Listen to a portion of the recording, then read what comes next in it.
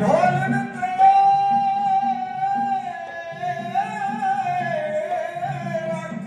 प्रभु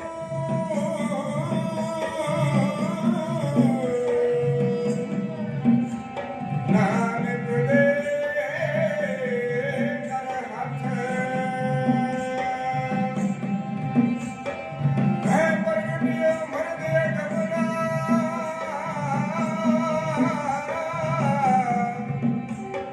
वरियाम अकेला वाहो वाहो गोबिंद सिंह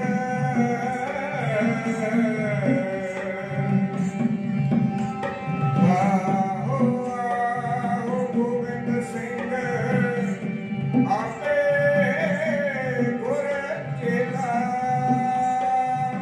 आनंद गुण गान गुरु बलवान बोलना जी सतनाम श्री वाहेगुरू दीनन की प्रतिपाल करे जन संतो बाण बनी मन धारे पशु पशु नन गान गान सर्व सुने सर्वो प्रतिपाले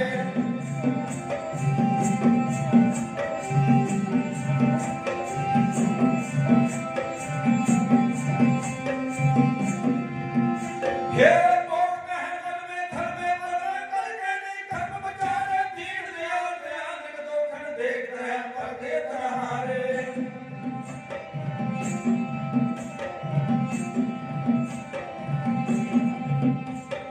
देह शुभ पर मोहे है शुभ कर्मन एक बहु ना करुणा डरो सो जब जाए रो निश्चय कर अपनी जीत करो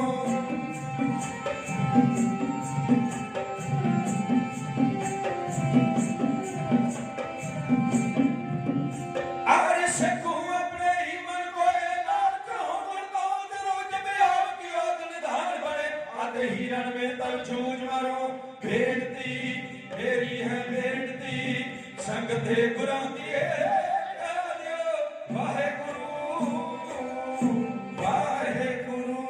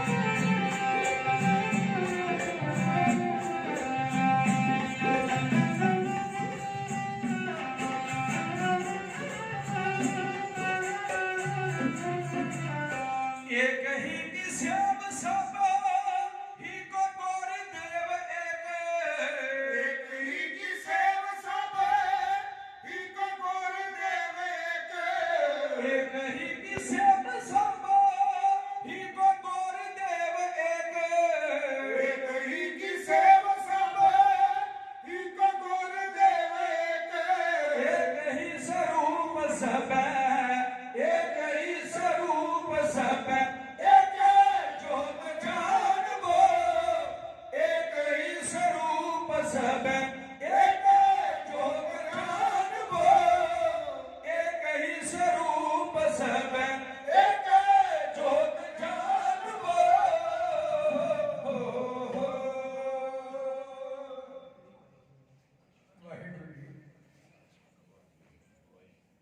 अब मैं अपनी कथा बखानो, तप सात जह विद मोहियानो। हेम कुंड पर्वत है जहाँ, सप्त श्रृंग शोभत है तहाँ। सप्त श्रृंग तह नाम कहावा, पांड राज तह जोग कमावा। तय हम अदक तपस्या साधी, महाकाल काल का राधी। ए विद करत तपस्या भयो, दवैत एक रूप होए गए। मोर पित पूरब की यस प्याना, भांत भांत के तीर्थ नहाना। जब ही जात त्रिवेणी भय, पुण्य दान दिन कर्तव्य दहे। तही प्रकाश हमारा भयो, पटना शहर विखे पावल है। ऐसे दीन दुनिया के मालिक मर्द गमले साहिबे कमाल पिता गुरु गोबिंद सिंह जी महाराज, उन्हों का आगमन गुरपुरब मनाउंदिया होया निमाणिया दे मन सतगुरु, निताणिया दे तन सतगुरु, निओटिया दी ओट सतगुरु, ने गद्दियां दी गद सतगुरु, ने पत्तियां दी पत सतगुरु। दीन दुनिया दे मालिक धन धन साहिब सतगुरु श्री गुरु ग्रंथ साहब जी महाराज, तिन्हां दी पावन पवित्र गोद और नगर कोठी दे गुरुद्वारा साहिब विखे गुरदेव दे प्यार विच, उन्हां दी मुहब्बत विच भिज के, उन्हां दे उस प्यार दे सागर विच तारियां लाउण वास्ते बड़े लंबे समय तो आप जी दे यतन प्रारंभ ने। और अज गुरु जी की कृपा का सदका गुरपुरब मनाते तुसी गुरुद्वारा साहब गुरु की गोद में बैठे हो। आपको सिखा के दर्शन दिदारियां की प्रसन्नता विच आप जी के नाल फतेह की सांझ करके विचारां की लड़ी नूं आरंभ करना है। किन्ना तरस होवेगा गुरु गोबिंद सिंह जी का साडे उत्ते, किन्नी रहमत कीती होवेगी गुरु गोबिंद सिंह महाराज जी ने साडे उत्ते, उन्होंने किन्नी दया साडे उत्ते कीती होवेगी कि सानू जो फतेह की दात दी है वाहिगुरु का सिमरन है।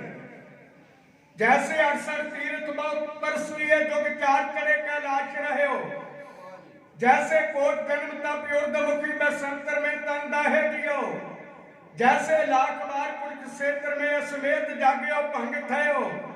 हुन अमृत नाम विशेष कीती, जिन एक बार श्री वाहिगुरु कहे। होएगा कि वाहिगुरु गुर मंत्र है, जब हमें खोई हमें का नाश हो सके, असी परमेश्वर जी के सन्मुख जा सकीए, तरस करके उन्होंने साडी झोली में फतेह की दात पाई है। आओ ये मन की सांझ जोड़ो और इस नतीजे ढाडी जथे नूं कुछ कह सकन की सुमत, कुछ कह सकन की समर्था भी बख्शनी जी। एक बार प्यार में आओ तो सारे गज के गिजाओ जी। वाहिगुरू जी का खालसा, वाहिगुरू जी की फतेह। दस तो पहला आप जी के सन्मुख सन सिख कौम के महान विद्वान भाई साहब भाई ज्ञानी सुरजीत सिंह जी खालसा। पहली बारी दर्शन किए हैं, पहली बारी बचन सुने हैं। बड़िया कोई पुरानिया यादां भी उन्होंने बचनों विचों सामने आ गई। गुरमुख प्यारी साध संगत विद्वान वाहिगुरू की बड़ी रहमत ते कृपा है, बड़ा गुरु के प्यार में भिज के उन्होंने आप जी के सन्मुख जो कहना चाहिए सी कहने का यतन किया। धन्यवाद करता मैं उन्होंने। तो प्यारी साध संगत तो गल कर रहे सन एक कवि की, एक कवि के दिल की, एक कवि का जो गुरु कलगीधर पातशाह जी के प्रति उन्होंने अपने मन के विच प्यार, तो फिर तुसीं सरवण कीता ना कि जिवें किसी नूं वंगार रहा हुंदा, इस तरह कर रहे सी। तो गुरमुख प्यारी साध संगत कमाल सी। प्यारी साध संगत एक विद्वान सज्जन ने 4 किस्सा बड़े प्यार नाल इस दे परथाई लिखियां ने। दर्द के पुत तुझे बनियो है मरना आज, करके सलाम जुदा हो जा कभी हीर से। गुरु गोबिंद सिंह पर पावन परम सूर, मारे तुझे चूक चूक दानन के तीर से। इनक दान मेरे ते तरस करके गुरु गोबिंद सिंह जी मेरी झोली में पा देंगे। ओ दलिंदर अखियां तो दूर हो जा, जे अपने आप को बचाना।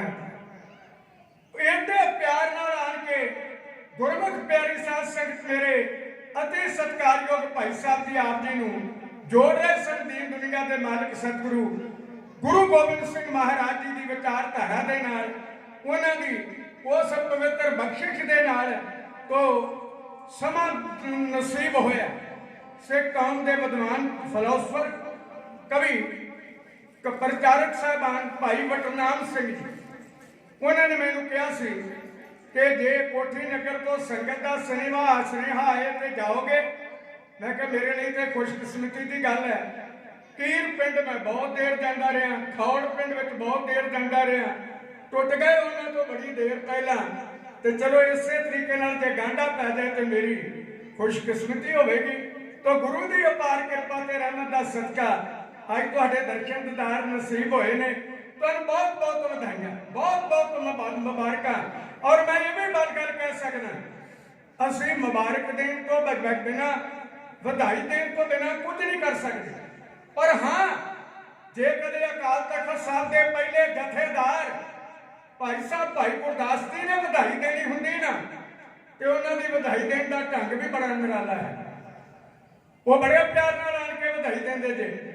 ਉਹ ਇਹ ਗੱਲ ਕਹਿੰਦੇ ਨੇ, ਕੁਰਬਾਨੀ ਤਿੰਨਾਂ ਗੁਰਸਿੱਖਾਂ ਪਿੱਛਲ ਰਾਤੀ ਉੱਠ ਬਹਾਂਦੇ, ਕੁਰਬਾਨੀ ਤਿੰਨਾਂ ਗੁਰਸਿੱਖਾਂ ਅੰਮ੍ਰਿਤ ਵੇਲੇ ਸਰ ਨ ਮੰਦੇ, ਕੁਰਬਾਨੀ ਤਿੰਨਾਂ ਗੁਰਸਿੱਖਾਂ ਇੱਕ ਮਨ ਹੋ ਗੁਰ ਜਾਪ ਜਪੰਦੇ, ਕੁਰਬਾਨੀ ਤਿੰਨਾਂ ਗੁਰਸਿੱਖਾਂ ਸਾਧ ਸੰਗਤ ਮਿਲ ਜਾਏ ਜੁੜੰਦੇ, ਕੁਰਬਾਨੀ ਤਿੰਨਾਂ ਗੁਰਸਿੱਖਾਂ ਗੁਰਬਾਣੀ ਨਿਤ ਗਾਏ ਸੁਣੰਦੇ, ਕੁਰਬਾਨੀ ਤਿੰਨਾਂ ਗੁਰਸਿੱਖਾਂ ਮਨ ਮੇਲੀ ਮਨ ਮੇਲ ਕਰੰਦੇ, ਕੁਰਬਾਨੀ ਤਿੰਨਾਂ ਗੁਰਸਿੱਖਾਂ ਭਾਏ ਭਗਤ ਗੁਰਪੁਰਬ ਕਰੰਦੇ, ਗੁਰ ਸੇਵਾ ਫਲ ਸੁਫਲ ਫਲੰਦੇ।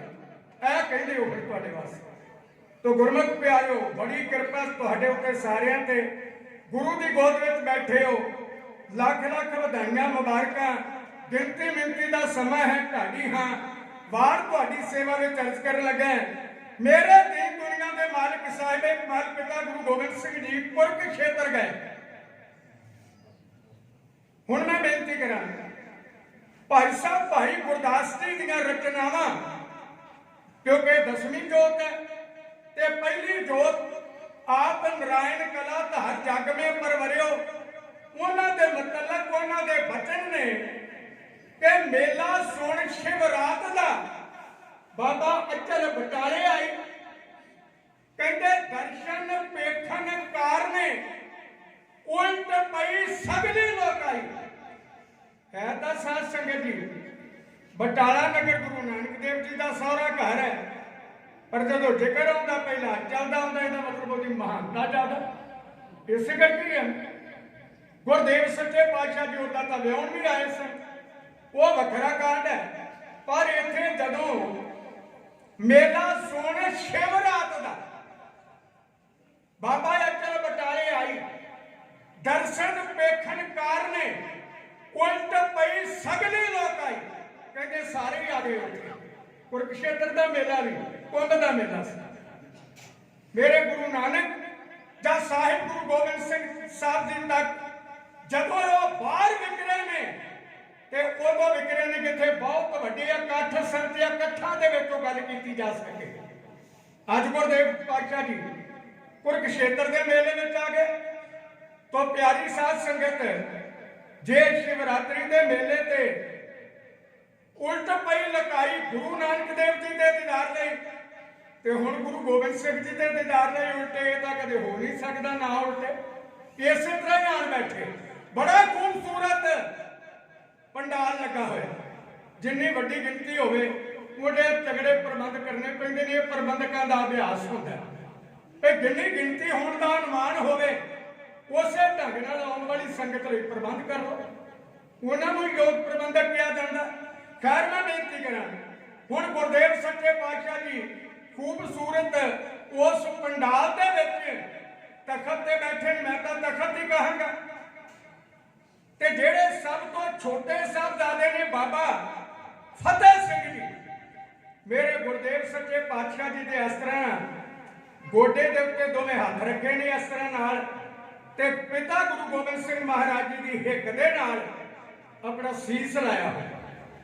ਜੋਰਾਵਰ ਸਿੰਘ अपना गोडा मूंदा पिता के गोडे ते हथ रख के वो इस तरीके नाल बैठे है जिवें वीर आसन हुणे कोई सामने दुश्मन आया ते ओदी हिक विचों दी तीर पार कर देवेगा। दो वड्डे सरदार बाबा अजीत सिंह जी बाबा जुझार सिंह जी पिता दे सज्जे ते खबे खलोते हुए ने सीस ते दोहरे दमाले उत्ते चमक रहे सुनारी टक्कर गुरमुख प्यारी साध संगत जी लम्मे चोले लाए हुए कबर कसे मोढे ते तीरां दे पट्ठे ढाला सत जत ते सत दा हुंगारा देण वालियां सरबलो दे कड़ियां नाल भरियां होईयां बीणियां इहो लगदा सी कि दुनिया दा कोई चक्रवर्ती महाराजा बैठा होवे ते ओदे दो आला जरनैल ओदे सज्जे ते खबे खलोते होए होण।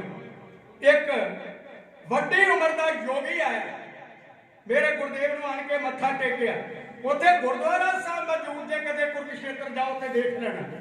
मैं बेनती कर रहा सा प्यारिओ जदों उन्हें देखिया ते मेरे गुरदेव तो इन्ना प्रभावित आण के मत्था टेकिया ते जदों मत्था टेकिया जड़ावां ਜਿਹੜੀਆਂ सन को थले डिग पईयां इस तरह तान मुंह करके ना ते ऐदा जड़ावां दे थले बाह दे के इस तरह पछाण सुट के कहता वाह ऐसी शान तो हमने कभी ना देखी। मैं पूछना चाहता हूं कि जे दो चार कवर आपके दरबार की शोभा को बढ़ा रहे हैं ये हिंदुस्तान की कौन सी रियासत के महाराजा के कवर हैं जो आपने अपने दरबार की शोभा को बढ़ाने के लिए उनसे मांग कर लिए हैं। ते मेरे गुरदेव बड़े मान नाल कहते ने मेरे पुत्र ने ये सच है कि जदों कोई अपना बच्चा नाम ना खटे माता पिता का नाम रोशन करे नगर का नाम रोशन करे ते कोई पूछ ले जी काका छाती ते हाथ मार के कहेंगे वाहिगुरू ने मैनू दिता। और यह भी सच है कि जिदे करके साडा सिर नीवा होता है कोई पूछ ले ये किदा ते असीं कहांगे पता नहीं उंज अखबार में मैं बयान दे के इन्हू बेदखल कर चुका हाँ। ये हकीकत है। मैं बेनती करा मेरे गुरदेव सच्चे पातशाह जी कहते ने ये चार पुत्र मेरे ने और मैं अकाल पुरख को मंग के ले।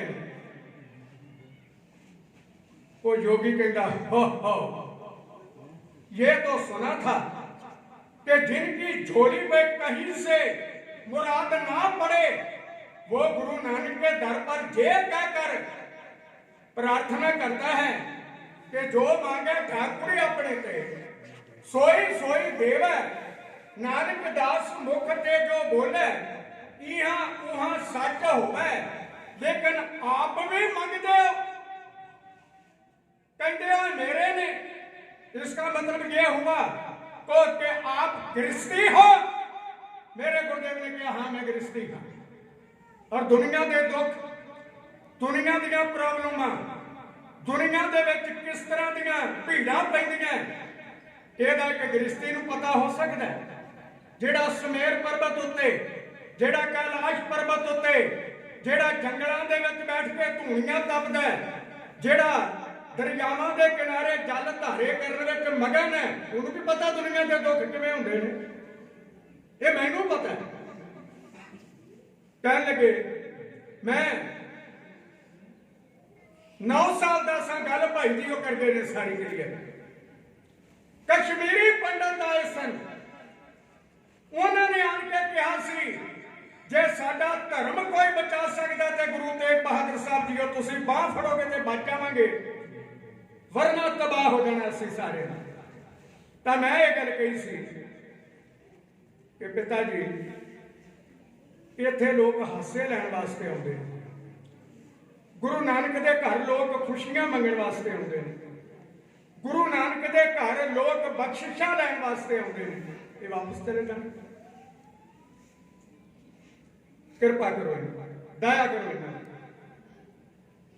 उस वेले पिताजी ने गल कही सी पुत्र मेरे भी अंदर यही विचार है जिहड़ी तेरी है तेरे अंदर ते विचार है मेरी ते जिम्मेवारी भी है क्योंकि जोत ओह जुगत साए सह काया फेर पलटी है वो जोत है।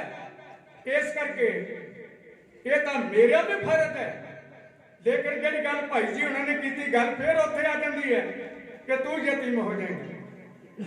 कोई परवाह पिताजी, कोई परवाह, कोई परवाह नहीं, कोई परवाह नहीं। मैं यतीम होने वास्ते तैयार है। मेरे पिताजी ने दिल्ली के चांदनी चौक अंदर शीश वारिया हिंदू धर्म के दीवियां विचों जिहड़ा तेल सुक चुका सी, मेरे पिताजी का खून उहदे विच तेल बन के पिया। जोतां तां साड़ी चुकियां सन, जोतां तां सड़ चुकियां सन। जेड़ी जोत जोत रूप हर आप गुरु नानक का हायो, उन्हां जोतां दे विच भी मुड़ के जोतां जगन लग पईयां मंदिरां दे विच। ये मेरे पिता जी दी कुर्बानी ये हुई सी। उदों दुनिया ने यह गल कही सी कि गोबिंद राय पिता दा दान, पिता दान करके उन्हें सब कुछ बचा लिया। उदों दिल में एक ख्याल पैदा आया सी, यह अकाल पुरख तू बड़ा बेअंत है, तेरी ताकत बड़ी अजीम है, बड़ी महान है। एहो जे पिता के घर पुत्र बना के भेजिया, ओदी कुर्बानी ने पिता का दानी बना दिता। देखा 4 पुत्र, उन्हां दी कुर्बानी करके मैं पुत्रा का दानी भी बनना चाहता हाँ। गुरमुख प्यारो यह गल सारा जेड़ा कुरुक्षेत्र का मेला उन्होंने सुनी। इथों कुंभ जी जाते रहे, जिस तरह शिवरात्रि जी अलोप हो गए सन ना अचल तो, ते गल केवल गुरु नानक की रह गई सी। उथे ये गल भी वापस हुई, मेरे गुरुदेव उथों उठे ते वापस आ रहे सन। इधर जरा दूजे बंदे वाल घाटी मारनी, आलफ खान ते सजाद बेग ये मामला इकट्ठा करने वास्ते पहाड़ी राजियां के कोल आए। उन्होंने मामला मंगे। आ जिहड़ी गुरु ग्रंथ साहिब जी की पवित्र बाणी की एक पंक्ति है ना कि हर के लोगा मोको नीत दसे पटवारी। अज ते असी रजिस्ट्री किसी चीज की गरदौरी तड़ाउण जां अपने नाम कराउण वास्ते पैसे देने, हाल उदों भी हो गया। उदों जिहदे नाम गरदौरी हो गई मालिका नहीं सी दिता जांदा, फिर तरले करदा सी, की करेगा। इसे करके क्या सी कि पटवारी का डंग सारिਆਂ तो तेज है, ਇਹਦੇ ਹੱਥਾਂ ਦਾ ਲਿਖਿਆ ਹੋਇਆ ਟਲਣਾ नहीं मुड़ के ਦਿਓ मामला है नहीं, कितों देंगे। मैं फौज ना लांगा, मामला लेना अपना हक लेना। और औरंगजेब ने तोड़िया सी, जाओ मामला इकट्ठा करके लैके आओ। तो प्यारिओ जदों कोई इस रूप में मामला लैन आए तो फिर उन्हें मालिका नहीं जो कुछ लभा सब कुछ फड़ के गड्डियां उत्ते लद लेना, लग लो सब कुछ। फिर कोई रह नहीं सी चीज उन्हें मगर देनी। पर जेड़े राजा भीम चंद ते ओदे साथी वो ये कह लगे आलफ खान जी, सजाद बेग जी, ये जेड़ा मामला लैके गले हो ये तुहाडे कोल रहेगा? कहंदे नहीं, तुहानू की मिलेगा? कहंदे 5%, बाकी औरंगजेब के खजाने विच। ते असीं तुहानू एक गल दसदे हां, जे तुसीं आ मामले दे भी मालक बन जाओ ते हिंदुस्तान के शहनशाह औरंगजेब के दरबार दे विच उच्चा मान प्राप्त कर लो। वो कहंदे ओ किवें? कहंदे कुरुक्षेत्र के मेले ते गया जे गुरु गोबिंद सिंह, उन्हें आना वापस राह च घेर के उथों ही मार के संगल जा शीश उतार के औरंगजेब के सामने लै जाओ। बस मामला भी सारा तुहाडा ते रुतबे भी तुहाडे, लालच बंदे कोलों की नहीं करवा दिंदा। फिर की सी उन्हें कहा फिर ते राह च ही गल है, अगे ते असीं हारां खाधियां ने, आनंदपुर के किलियां विच हमला करन लगे ते जदों राह च तुरे आउंदे नूं घेरना, फिर सारिਆਂ ने काहनूं जाना है? एवें सारी सरकार दा इन्ना ज्यादा असीं खर्च करांगे, कोई जरनैल भेज देने आ। उन्होंने मंगारिया मिर्जा साद बेग 10,000 फौज, उन्हें कहलौर दे विचों अपनी ट्रेड फौज नाल लई, मारदा होया धौंसे ते चोटा मेरे गुरदेव नूं रस्ते च घेरन दे इरादे नाल आनंदपुर वालों इस तरीके नाल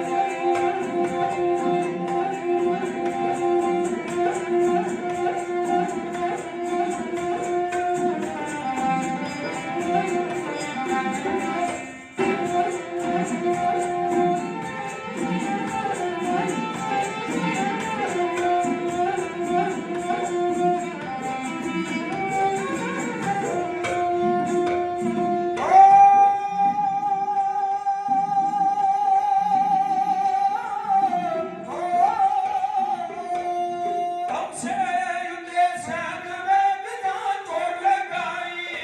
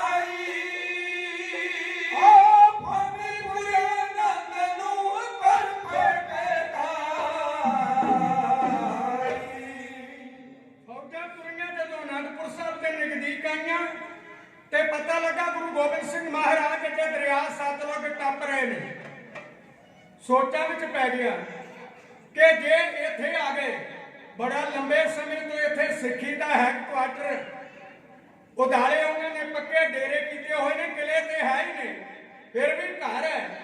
ਘਰ ਵਿੱਚ ਬੰਦਾ ਮਜ਼ਬੂਤੀ ਨਾਲ ਬੈਠਾ ਹੈ। ਇਸ ਕਰਕੇ ਕਿਉਂ ਨਾ ਰਸਤੇ ਵਿੱਚ ਚੱਲ ਕੇ ਘੇਰੀਏ। ਉਹਨੇ ਦਰਿਆ ਸਰਸਾ ਨੂੰ ਪਾਰ ਕੀਤਾ ਤੇ ਜਿੱਥੇ ਅੱਜ ਚਮਕੌਰ ਸਾਹਿਬ ਹੈ ਨਾ, ਇਹਦੇ ਲਾਗੇ ਆ ਪਿੰਡ ਕੁਲੇੜ। ਪਤਾ ਲੱਗਾ ਕਿ ਟੱਪ ਕੇ ਤੇਜ਼ੀ ਨਾਲ ਆ ਰਹੇ ਨੇ ਗੁਰਦੇਵ, ਕਹਿੰਦਾ ਇੱਥੇ ਮੋਰਚੇ ਬਣ ਗਏ। ਮੈਂ ਬੇਨਤੀ ਕਰਾਂ ਗੁਰਮਤਿ ਪਿਆਰੀ ਸਾਧ ਸੰਗਤ ਜੀ, ਚਮਕੌਰ ਦੇ ਵਿੱਚ 3 ਲੜਾਈਆਂ ਹੋਈਆਂ, 3। ਇੱਕ ਤਾਂ ਚਮਕੌਰ ਸਾਹਿਬ ਹੋਈਆਂ ਨੇ ਨਾ ਮੇਨ। ਇਸ ਤੋਂ ਪਹਿਲਾਂ ਜਿਹੜਾ ਮੈਂ ਜ਼ਿਕਰ ਕਰ ਰਿਹਾ ਲਾਗੇ ਆ ਪਿੰਡ ਕੁਲੇੜੇ, ਇੱਥੇ ਲੜੀ ਗਈ। ਇਸ ਤੋਂ ਪਹਿਲੀ ਜੰਗ ਮੇਰੇ ਗੁਰਦੇਵ ਸੱਚੇ ਪਾਤਸ਼ਾਹ ਜੀ ਅਨੰਦਪੁਰ ਸਾਹਿਬ ਵਿੱਚ ਬੈਠੇ ਹੋਏ ਨੇ। ਇੱਕ ਦੁਖੀਆ ਪੰਡਤ ਆਇਆ, ਮੇਰਾ ਡੋਲਾ ਖੋਲਿਆ ਜੀ, ਧੀ ਵੀ ਆਈ ਸੀ, ਡੋਲਾ ਖੋਲਿਆ। ਸਾਹਿਬਜ਼ਾਦਾ ਅਜੀਤ ਸਿੰਘ ਪੁੱਤਰ ਧੀਆਂ ਭੈਣਾਂ ਸਾਰਿਆਂ ਦੀਆਂ ਸਾਂਝੀਆਂ ਹੁੰਦੀਆਂ ਨੇ, ਉਹਨੂੰ ਦੰਡ ਦਿਓ, ਡੋਲਾ ਵਾਪਸ ਲੈ ਕੇ ਆਓ। ਇਹ ਘਟਨਾ ਵੀ ਅਨੰਦਪੁਰ ਦੇ ਇਲਾਕੇ ਦੀ। ਤਾਂ ਮੈਂ ਬੇਨਤੀ ਕਰਾਂ, ਔਰੰਗਜ਼ੇਬ ਜਦੋਂ ਕੋਈ ਚਾਰਾ ਨਹੀਂ ਕੱਢਿਆ ਤੇ ਫਿਰ ਮੌਲਵੀ ਇਸਮੀ ਦੇ ਕੋਲੋਂ ਕੁਰਾਨ ਸ਼ਰੀਫ ਦੀ ਜਿਲਦ ਉੱਤੇ ਖੁਦਾ ਦੀ ਕਸਮ ਖਾ ਕੇ ਕਹਿੰਦਾ, ਗੁਰਦੇਵ ਅਗਰ ਅਨੰਦਪੁਰ ਛੱਡ ਕੇ ਮਾਲਵਾ ਦੀ ਧਰਤੀ ਪਿੰਡ ਕਾਂਗੜ, ਉੱਥੋਂ ਦੇ ਬਰਾੜ ਮੇਰੀ ਤਾਬਿਆਂ ਨੇ, ਜੇ ਤੁਸੀਂ ਉੱਥੇ ਆ ਜਾਓ, ਮੈਂ ਅਨੰਦਪੁਰ, ਮੈਂ ਦਿੱਲੀੋਂ ਉੱਥੇ ਆ ਜਾਵਾਂਗਾ, ਬੈਠ ਕੇ ਸਾਰੇ ਮਸਲਿਆਂ ਦਾ ਹੱਲ ਕਰ ਲਵਾਂਗਾ। ਜ਼ਫਰਨਾਮਾ ਪੜ੍ਹ ਕੇ ਵੇਖੋ। ਮੇਰੇ ਗੁਰਦੇਵ ਖੂਨ ਦਾ ਦਰਿਆ ਕਰਕੇ ਗਏ ਸੀ, ਪਰ ਨਹੀਂ ਆਇਆ, ਬੇਈਮਾਨ ਨਹੀਂ ਆਉਂਦੇ। ਕਿਉਂ ਨਾ ਆਇਆ? ਉੱਤਰ ਹੀ ਨਹੀਂ ਦਿੱਤਾ ਜਾਣਾ। ਕਿਆ ਸੀ ਕੋਈ ਡੱਕੇਗਾ, ਕੋਈ ਤੁਹਾਨੂੰ ਕੋਈ ਕੁਛ ਨਹੀਂ ਕਹੇਗਾ, ਆ ਜਾਓ। ਤੇ 10 ਲੱਖ ਫੌਜ ਤੇ ਪਹਿਲਾਂ ਚਮਕੌਰ ਦੇ ਉਦਾਲੇ ਖਿਲਾਰ ਦਿੱਤੀ ਸੀ। ਇਸ ਕਰਕੇ ਕਿ ਮੈਂ ਚਿੱਠੀ ਪਾ ਦਿੱਤੀ ਹੈ ਕੁਰਾਨ ਸ਼ਰੀਫ ਦੀ ਜਿਲਦ ਉੱਤੇ। ਮੈਂ ਤੇ ਭਾਈ ਧਰ ਦੇ ਰਾਜਿਆਂ ਨੂੰ ਵੀ ਕਿਹਾ ਕਿ ਜੇ ਮੈਂ ਕੁਰਾਨ ਸ਼ਰੀਫ ਦਾਅ ਤੇ ਲਾ ਸਕਣਾ, ਜੇ ਮੈਂ ਖੁਦਾ ਦੀ ਕਸਮ ਝੂਠੀ ਖਾ ਸਕਣਾ, ਤੇ ਤੁਸੀਂ ਵੀ ਆਟੇ ਦੀ ਗਊ ਬਣਾ ਕੇ ਭੇਜੋ, ਤੁਸੀਂ ਵੀ ਨਾਲ ਕੀਤਾ ਭੇਜੋ। ਪੰਮਾ ਪ੍ਰੋਤ ਆ ਗਿਆ ਸੀ। ਮੈਂ ਬੇਨਤੀ ਕਰਾਂ ਗੁਰਮਤਿ ਪਿਆਰਿਓ, ਹੁਣ ਪੂਰੀ ਤਿਆਰੀ ਤੇ ਚਮਕੌਰ ਦੇ ਇਲਾਕੇ 'ਚ 10 ਲੱਖ ਫੌਜੀ ਕੋ ਦਿਨ 'ਚ ਨਹੀਂ ਆ ਸਕੇ। ਪਹਿਲਾਂ ਸਾਰਿਆਂ ਨੂੰ ਅਲਰਟ ਕਰਕੇ ਉਧਰ ਇਕੱਠਾ ਕਰ ਲਿਆ ਕਿ ਗੁਰਦੇਵ ਇਸ ਇਲਾਕੇ ਦੇ ਵਿੱਚ ਇਸ ਤੋਂ ਪਹਿਲਾਂ 2 ਲੜਾਈਆਂ ਲੜ ਚੁੱਕੇ ਨੇ ਤੇ ਬਰਾੜਾਂ ਦੇ ਇਲਾਕੇ ਨੂੰ ਜਾਣ ਵਾਸਤੇ ਰਸਤਾ ਇਹੋ ਹੀ ਹੈ। ਇਸ ਕਰਕੇ ਜਦੋਂ ਇਸ ਇਲਾਕੇ ਦੇ ਵਿੱਚ ਆਉਣ ਤੋਂ ਉਹਨਾਂ ਨੂੰ ਘੇਰਾ ਪਾ ਲਓ। ਆਹ ਕਾਰਨ ਸਜੇ ਦਾ ਜ਼ਿਕਰ ਕੀਤਾ ਇਹਦੇ ਵਿੱਚ ਜ਼ਫਰਨਾਮੇ ਵਿੱਚ। ਮੇਰੇ ਦੀਨ ਦੁਨੀਆ ਦੇ ਮਾਲਕ ਜੀ ਨੇ ਇਹਨਾਂ ਸਾਰੀਆਂ ਗੱਲਾਂ ਇੱਥੋਂ ਤੱਕ ਕਹਿ ਦਿੱਤਾ ਸੀ, ਜਿਹੜੇ ਬਰਾੜਾਂ ਦਾ ਤੈਨੂੰ ਬੜਾ ਮਾਣ ਸੀ ਨਾ, ਮੇਰੀ ਤਾਬਿਆ, ਤੂੰ ਤੇ ਦਿੱਲੀ ਵਿੱਚ ਉੱਥੇ ਬੈਠਾ, ਔਰੰਗਾਬਾਦ, ਅਹਿਮਦਨਗਰ ਥਰ-ਥਰ ਕੰਬ ਰਿਹਾ ਨਾ, ਛੱਡ ਕੇ ਆ ਜਾ ਜੇ ਤੈਨੂੰ ਕਿਤੇ ਖਤਰਾ, ਜੇ ਤੇਰੀ ਮਾਂ ਵੱਲ ਵੀ ਕੋਈ ਵੇਖ ਜਾ ਤੇ ਮੈਨੂੰ ਗੁਰੂ ਗੋਬਿੰਦ ਸਿੰਘ ਨਾ ਕਹੇ। ਇਹ ਆ ਸਾਡੇ ਗਰੀਬ ਦੀਨ ਦੁਨੀਆ ਦੇ ਮਾਲਕ ਸਤਿਗੁਰੂ ਗੁਰੂ ਗੋਬਿੰਦ ਸਿੰਘ ਜੀ ਮਹਾਰਾਜ। ਖੈਰ ਮੈਂ ਆਪਣੀ ਗੱਲ ਵੱਲ ਅੱਗੇ ਵਧਾਂ। ਇਧਰੋਂ ਮੇਰੇ ਗੁਰਦੇਵ ਆ ਰਹੇ ਨੇ, ਇਹਨੇ ਟੱਪ ਕੇ ਕਲੇੜ ਪਿੰਡ ਮੋਰਚਾਬੰਦੀ ਕਰ ਲਈ। ਤੇ ਜਦੋਂ ਗੁਰਦੇਵ ਦੇ ਸਿੰਘ ਅੱਗੇ ਵਧ ਰਹੇ ਸਨ, ਕਹਿਣ ਲੱਗੇ ਗੁਰੂ ਜੀ ਰਗੜ ਦੇ ਗਿਆ ਹੁਣੇ ਨਾ ਬਈ, 5 ਜਾਂ 4 ਜਾਮੇ ਧੰਨ ਗੁਰੂ ਨਾਨਕ ਦੇਵ ਜੀ ਨੇ ਨਾਮ ਸਿਮਰਨ ਦ੍ਰਿੜ ਕਰਵਾਇਆ। 5ਵੇਂ ਜਾਮੇ ਵਿੱਚ ਸ਼ਾਂਤਮਈ ਸ਼ਹਾਦਤ ਦਿੱਤੀ ਹੈ। ਫਿਰ ਜਾ ਕੇ ਅਕਾਲ ਤਖਤ ਦੀ ਸਿਰਜਣਾ ਤੇ ਕੌਮ ਨੂੰ ਸ਼ਸਤਰਧਾਰੀ ਕੀਤਾ ਸੀ। ਆ ਪਹਿਲੀਆਂ 2 ਗੱਲਾਂ ਛੱਡ ਕੇ ਸਿੱਧਾ ਹੀ ਤੀਜੀ ਤੇ ਜਾਓਗੇ। ਵਿਚਾਰ ਲੈਂਦੇ ਉਹਨੂੰ ਦੋਵਾਂ ਗੱਲਾਂ ਦੇ ਬਾਰੇ ਵਿੱਚ। ਜਦੋਂ ਤਸੱਲੀ ਨਾਲ ਅੱਗੇ ਵਧੇਗਾ ਫਿਰ ਹਮਲਾ ਕਰਾਂਗੇ। ਪਰ ਉਧਰ ਵੀ ਕਿਆ ਬਾਤ ਹੈ, ਕਹਿੰਦੇ ਪਤਾ ਲੱਗਾ ਸੀ ਅਨੰਦਪੁਰ ਦੇ ਵਿੱਚ ਜਿਹੜਾ ਹਮਲਾ ਕਰਨ ਜਾਏ ਕੋਈ ਸੁੱਕਾ ਨਹੀਂ ਆਉਂਦਾ। ਮੈਂ ਤੇ ਭੜਕਾ ਮਾਰਨ ਡਿਆ ਗੁਰੂ, ਉਹ ਡਰਦਾ ਬੈਠਾ ਸਾਂ। ਮੂਰਖਾਂ ਦੀ ਗੱਲ ਵੀ ਅਜੀਬ ਹੁੰਦੀ ਹੈ। ਮੈਂ ਬੇਨਤੀ ਕਰ ਰਿਹਾ ਸਾਂ ਗੁਰਮਤਿ ਪਿਆਰੀ ਸਾਧ ਸੰਗਤ ਜੀਓ, ਜਿਸ ਵਕਤ ਉਹ ਕਹਿੰਦਾ ਡਰ ਗਏ ਨੇ, ਉਹਨੇ ਹਮਲਾ ਕਰ ਦਿੱਤਾ। ਮੇਰੇ ਗੁਰਦੇਵ ਨੇ ਬਹਾਦਰ ਬਾਬਾ ਦੇਸਾ ਸਿੰਘ ਨੂੰ ਭੇਜਿਆ ਤੇ ਫਿਰ ਇਹ ਕਹਿ ਮੁਕਾਬਲਾ ਕੁਲੇੜ ਦੀ ਧਰਤੀ ਤੇ ਆਰੰਭ ਹੋਇਆ। ਨਾਦ ਵੱਜਿਆ ਜੰਗ ਦਾ ਨੱਚੇ ਮਸਤਾਨੇ, ਦੋਵਾਂ ਦਲਾਂ ਦੇ ਸੂਰਮੇ ਜੁੱਟ ਪਏ ਮੈਦਾਨੇ। ਉਹ ਤੀਰ ਹਿੱਕਾਂ ਤੱਕ ਠੋਕਦੇ ਬਲ ਬੰਨ ਨਿਸ਼ਾਨੇ ਮਾਰ ਦੇਗਾ ਧੜ ਪਾਰ ਦੇ ਜੋ ਲੱਕੜੀ ਫਾਨੇ ਏਦਾਂ ਪਾਉਣ ਸ਼ਹੀਦੀਆਂ ਨਾਲ ਦੇਸ਼ ਦੀਵਾਨੇ ਜੋ ਫਾਨੀ ਸੜ ਸਮਾਂ ਤੇ ਮਰਦੇ ਪਰਵਾਨੇ। तो प्यारी साध संगत इस गा के मुकाबले में बहादुर देसा सिंह पहुंचे सरदार देसा साहब बेग के सामने ते जाके कह लगे साहब बेग बहुत भारी गलती की है तू कदे गुरु गोबिंद सिंह जी के चरण परसन ले आऊंगा तेरे जीवन का बेड़ा पार हो जाता खता खाएगा अजे भी गुरु के चरण पकड़दा कह लगा मैं गुरु के चरण पकड़ने वास्ते नहीं ਉਹ ਮਾਲੀਏ ਦੀ ਰਕਮ ਸੰਭਾਲਣ ਲਈ ਤੇ ਔਰੰਗਜ਼ੇਬ ਦੇ ਦਰਬਾਰ ਵਿੱਚੋਂ ਰੁਤਬੇ ਲੈਣ ਦੇ ਇਰਾਦੇ ਨਾਲ ਆਇਆ। ਕਹਿੰਦੇ ਫਿਰ ਆ ਮੇਰੇ ਨਾਲ ਦੋ ਹੱਥ ਕਰਨਾ ਪਹਿਲਾਂ। ਕਹਿੰਦਾ ਤੂੰ ਫਕੀਰ ਦਾ ਚੇਲਾ ਮੈਂ ਸ਼ਾਹੀ ਜਰਨੈਲ। ਅਗਰ ਕੋਈ ਫਕੀਰ ਦਾ ਚੇਲਾ ਇੱਕ ਸ਼ਾਹੀ ਜਰਨੈਲ ਕਿਸੇ ਚੇਲੇ ਤੇ ਵਾਰ ਕਰੇ ਫਕੀਰ ਦੇ ਤੇ ਉਹਨੂੰ ਲਾਗ ਲੱਗਦੀ ਹੈ। ਬਹੁਤ ਵਧੀਆ ਗੱਲ ਇਹ ਠੀਕ ਹੈ। ਉਹ ਜਰਨੈਲ ਉਹ ਬਾਦਸ਼ਾਹ ਕਾਹਦਾ ਜਿਹੜਾ ਫਕੀਰਾਂ ਦੇ ਉੱਤੇ ਵਾਰ ਕਰੇ। ਇਹ ਗੱਲ ਤਾਂ ਖਡੂਰ ਸਾਹਿਬ ਜਦੋਂ ਹਮਾਯੂ ਆਇਆ ਸੀ ਤੇ ਧੰਨ ਗੁਰੂ ਅੰਗਦ ਦੇਵ ਜੀ ਨੇ ਉਹਨੂੰ ਕਹੀ ਸੀ ਕਹਿੰਦੇ ਸ਼ੇਰਸ਼ਾਹ ਸੂਰੀ ਦੀ ਵਕਤ ਤੇਰੀ ਤਲਵਾਰ ਨੂੰ ਤਰੇੜੀਆਂ ਕਿਉਂ ਆ ਗਈਆਂ ਜਿਹੜੀ ਹੁਣ ਲੈ ਕੇ ਆਇਆ। ਇੱਕੋ ਹੀ ਗੱਲ ਦੇ ਨਾਲ ਚਰਨਾਂ ਤੇ ਡਿੱਗ ਪਿਆ ਸੀ ਹਮਾਯੂ। ਇੱਕੋ ਹੀ ਗੱਲ ਸੀ ਗੁਰੂ ਅੰਗਦ ਦੇਵ ਸਭ ਸੱਚੇ ਪਾਤਸ਼ਾਹ ਜੀ। ਤਾਂ ਮੈਂ ਕਹਿ ਰਿਹਾ ਸਾਂ ਕਹਿੰਦੇ ਠੀਕ ਆ ਤੇਰੀ ਸੋਚ ਮੰਨਦੇ ਆ ਭਾਈ ਉਹ ਜਰਨੈਲ ਕਾਹਦਾ ਜਿਹੜਾ ਫਕੀਰਾਂ ਤੇ ਵਾਰ ਕਰੇ ਲੇਕਿਨ ਇਹ ਗੱਲ ਤੇ ਤੈਨੂੰ ਕਹਿ ਲੈ ਤੋਂ ਤੁਰ ਲੱਗਿਆ ਸੋਚਣੀ ਚਾਹੀਦੀ। ਹੁਣ ਜਦੋਂ ਰਣ ਵਿੱਚ ਆ ਗਿਆ ਫਿਰ ਨੱਚਣ ਲੱਗੀ ਤੇ ਝੁਰਮਟ ਖਾ ਕਰ ਲੈ ਵਾਰ ਮੇਰੀ ਤਲਵਾਰ ਖਾਲੀ ਨਹੀਂ ਜਾਣੀ ਮੇਰਾ ਵਾਰ ਖਾਲੀ ਨਹੀਂ ਜਾਣਾ। ਉਹ ਕਹਿਣ ਲੱਗਾ ਮੈਨੂੰ ਪਠਾਣੀ ਮਾਂ ਨੇ ਜਨਮ ਦਿੱਤਾ। ਪਠਾਣੀ ਮਾਂ ਨੇ ਗੋਦ ਚ ਪਾ ਕੇ ਮੈਨੂੰ ਲੋੜੀਆਂ ਦਿੱਤੀਆਂ। ਮੈਂ ਪਠਾਣੀ ਮਾਂ ਦਾ ਦੁੱਧ ਪੀ ਕੇ ਜਵਾਨ ਹੋਇਆ ਤੇਰੇ ਕੋਲ ਢੰਡੀਆਂ ਉਡਾ ਕੇ ਰੱਖ ਦਿਆਂ।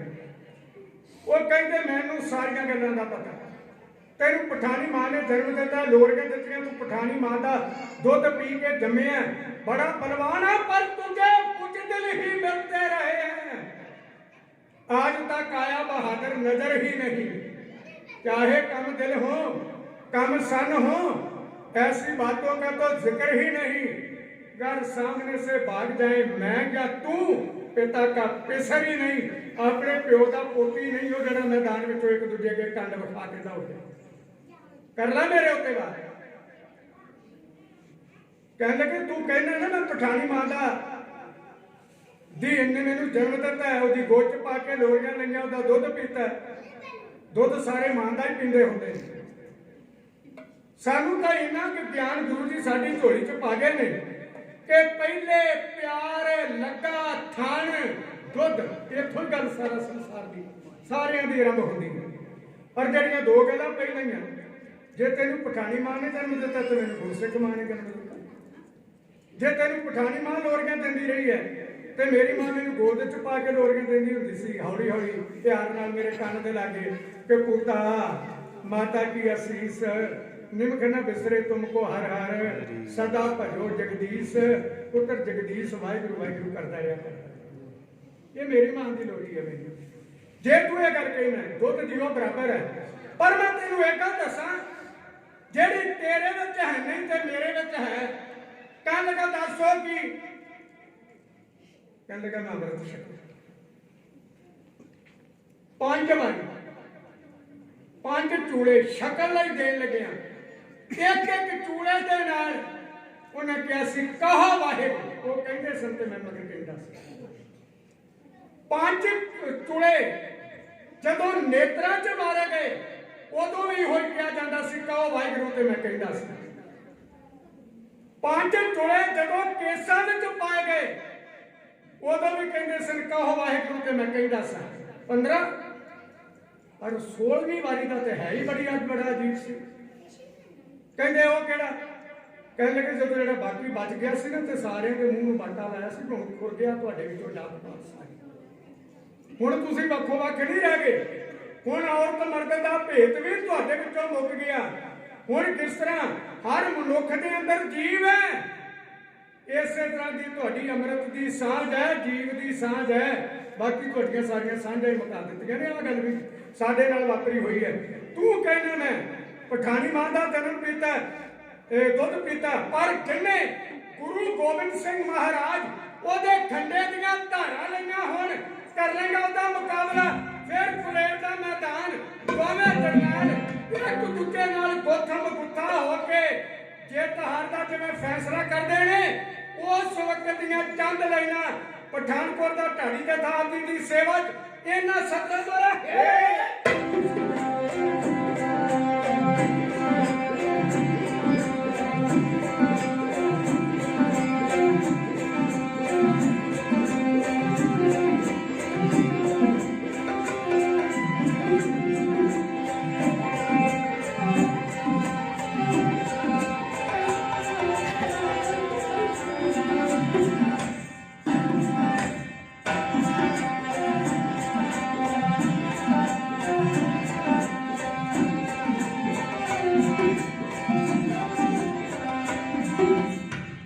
ਦੇਸਾਂ ਸਿੰਘਿਆ ਹੋ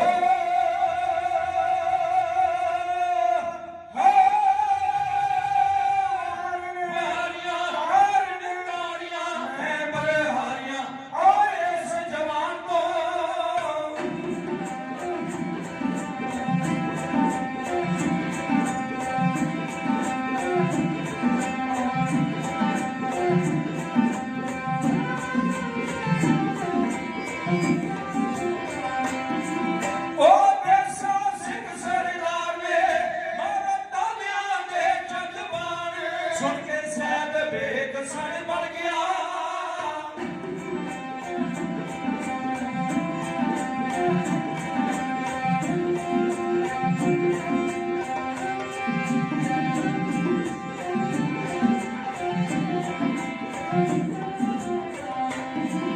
ਸੁਣ ਕੇ ਸੈਦ ਵੇਖ ਸਣ ਬਣ ਗਿਆ।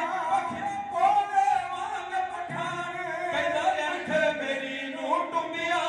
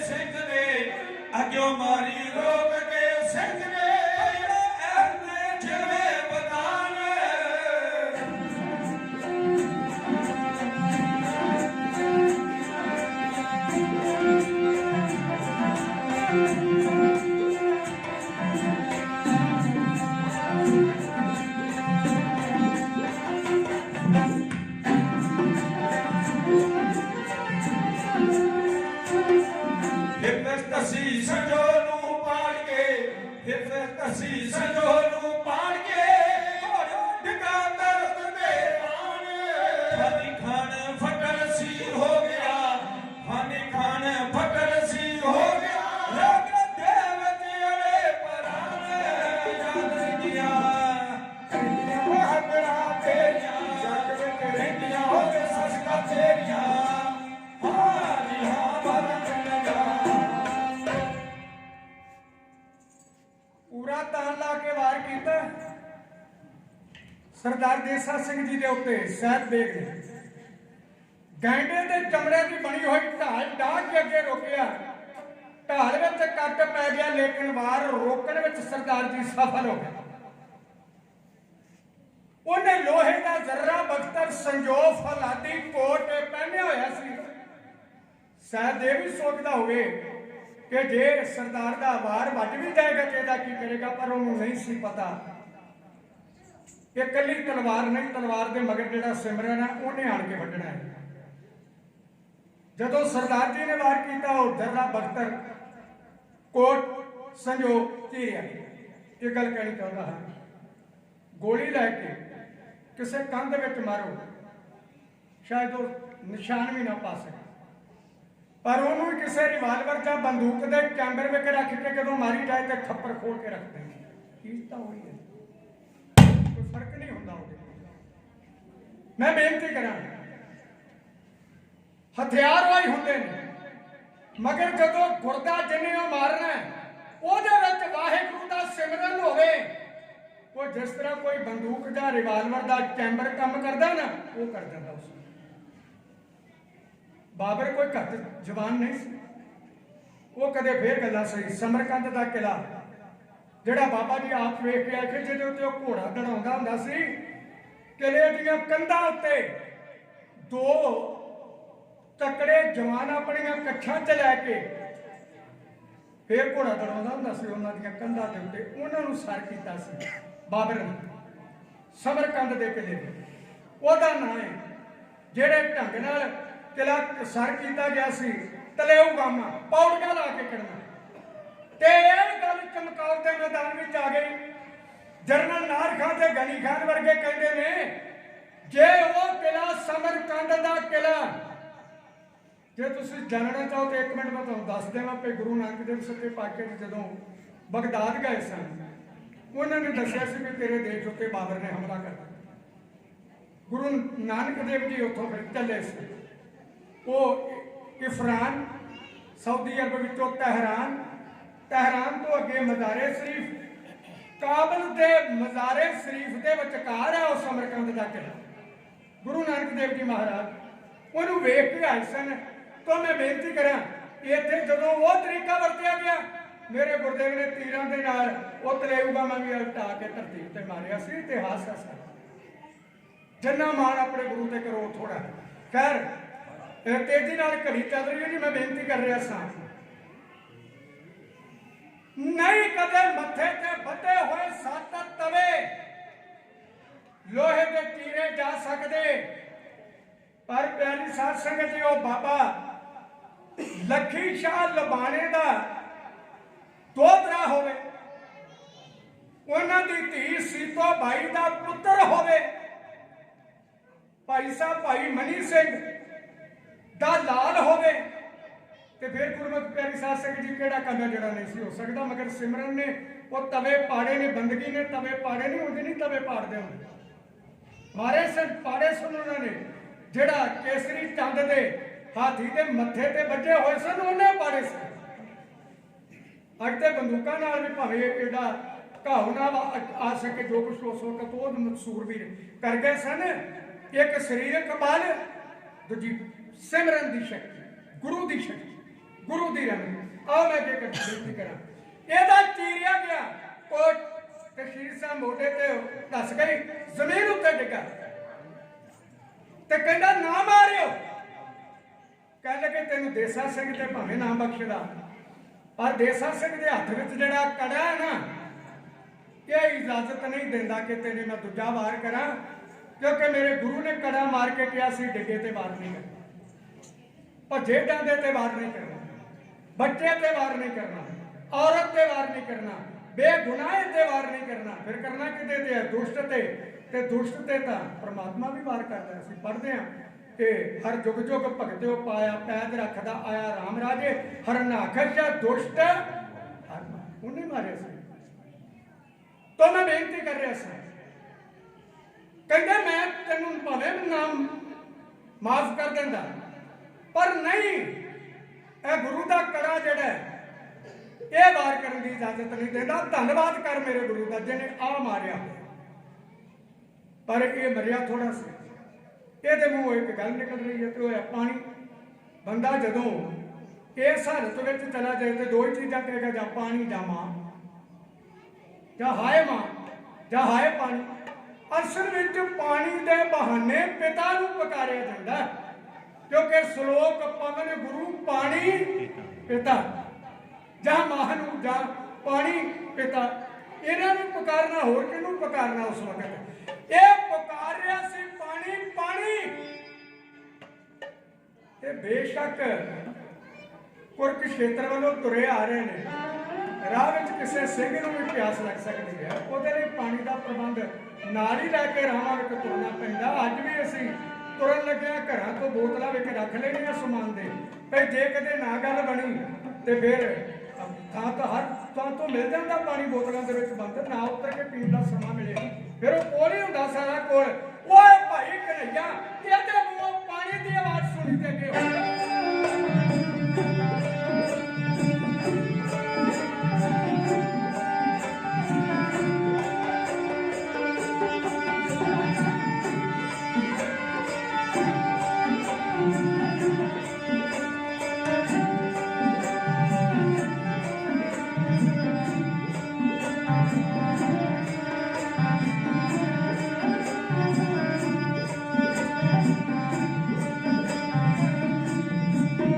देके आसरा कन्हैया पाया पानी, देके